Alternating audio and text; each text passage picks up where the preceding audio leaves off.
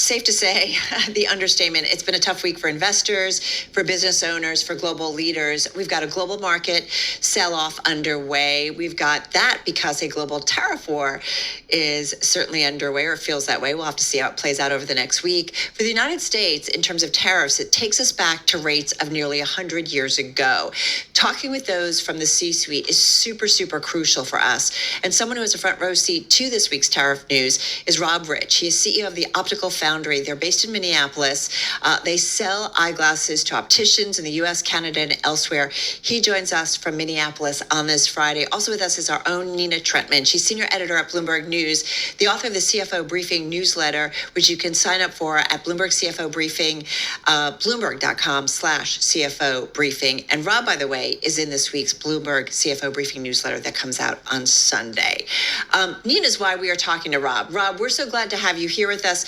We know you sell eyeglasses, but kind of lay out your business so that the Bloomberg listener and the Bloomberg viewer understand what you guys are all about. Well, first, thanks for having me. Glad to be here. So our business is relatively simple. I mean, we design our eyewear and we source it overseas. And then we bring it to one of our warehouses, and we sell it then directly to the provider, being an optometrist, an ophthalmologist, an optician. So we don't sell to the end consumer. So we are in that middle area. And that's really just that's the nuts and bolts of what we do.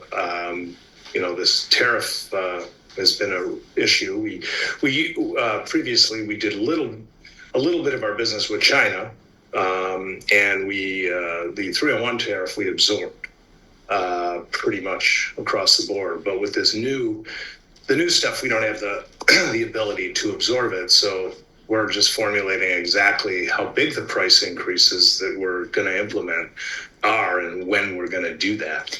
Yeah, maybe that's a good opportunity for me to jump in. Rob, thanks again for joining us here on the radio program.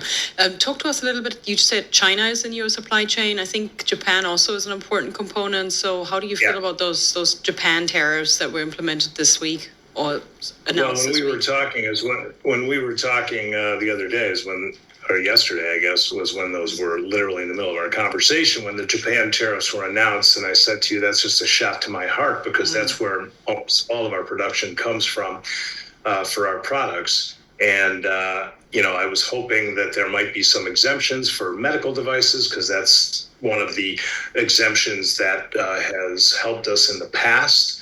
It helped us with the Canadian retaliation from the last round was medical devices were exempt. So we did not have that issue with our Canadian business. But now with the 25% that we've put in, I think the retaliation is going to be greater. So we've got it kind of coming and going, really.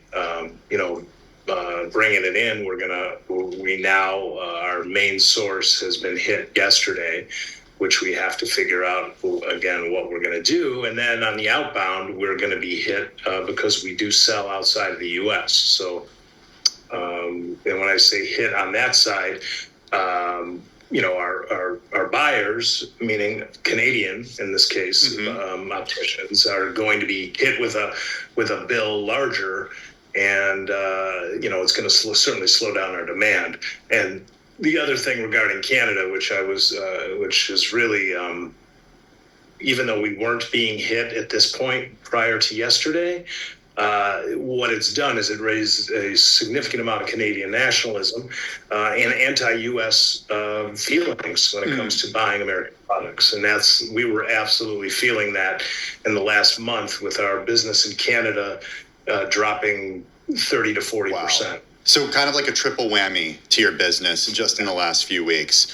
Rob, I imagine if a member of the Trump administration's economic team were sitting right here, they would say, in response to you, this is exactly what it is designed to do. Instead of you contracting with firms in other countries, we want you to contract with firms here in the United States and build those eyeglasses here in the U.S.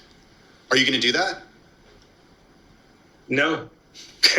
Why not? It's even because the cost to make that happen, first, it's cost and timing. quite frankly. You've got a reasonably healthy investment. You can go automated to a degree, but that doesn't help the job market that they're looking to increase. There's a lot of labor involved in making quality eyeglass, even if you have a lot of automation. And quite frankly, people are not going to pay, I'll say, wages that would have to be paid in the U.S. To get that same exact product that even with Japanese, the way the Japanese do it, I can't speak to exactly how they're doing it, but I can tell you that we as a labor force right now are not competitive. And that is the biggest barrier I see. We can get machinery, we can make that investment, but Rob, the other side of the coin. I want to ask you about rising costs, but first I want to ask you, is this possibly going to lead to you either letting go of workers or not hiring workers? Well, we've already gone the route and made some decisions. We've had a couple of key people, and I say key meaning some of our people have made some decisions to exit, and we have not replaced them by design at this point because we just took the opportunity. It's not that there was anything. We can operate for some period of time right now without replacing those positions and possibly even maneuver so we don't have to. But yeah, we're thinking of ways to conserve right now because honestly, I don't know what even tomorrow is going to bring, let alone there's no stability. It keeps changing every day. Yeah.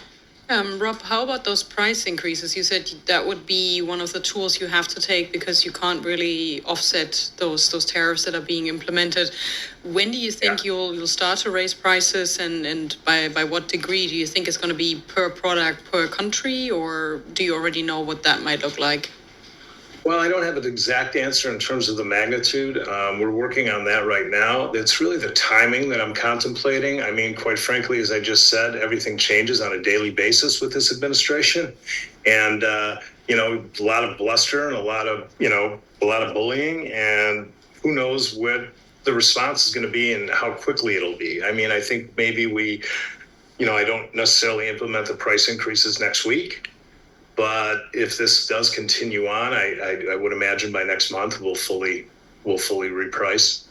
The stuff we have in house right now will carry us for that month that has not been hit, and then our inventory starts to thin, and we need to replace. We already have a lot of our production cycle is long between creating and getting. It's usually about a year process really before an idea becomes a finished product. So Rob, I'm sorry for jumping in. We only have a couple minutes left. We have a few more questions. On the price increases, on who absorbs them, how much do you think you'll have to raise the prices for the frames that you sell to opticians and optometrists versus how much of that cost you're going to have to eat?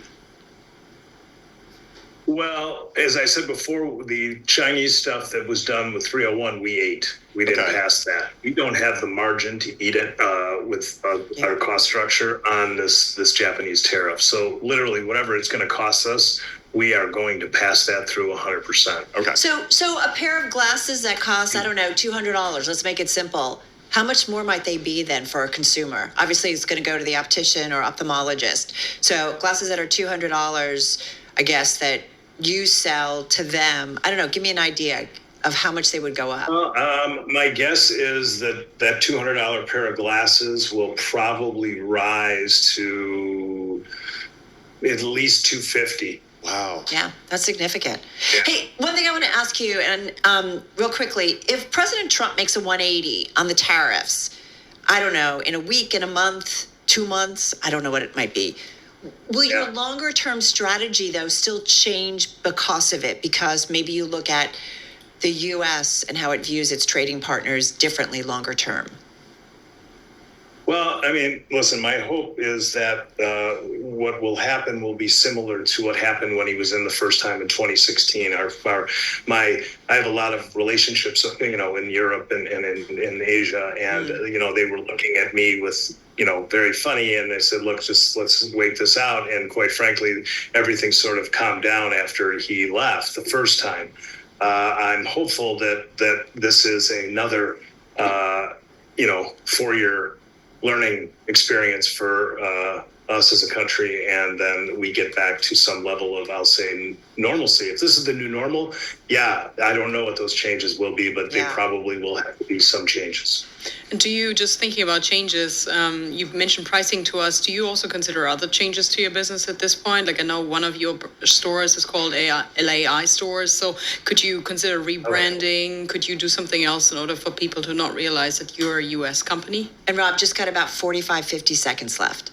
Okay. No, I don't see that. LA Works is an iconic brand in the optical business. It's been around for 46 years. It is, really a jewel, and there'd be no way that I would rebrand that name under any circumstances, quite frankly. So, no, I have not thought through that question beyond really the next month right now. Just trying to make sure we are profitable going forward. Not easy though, right?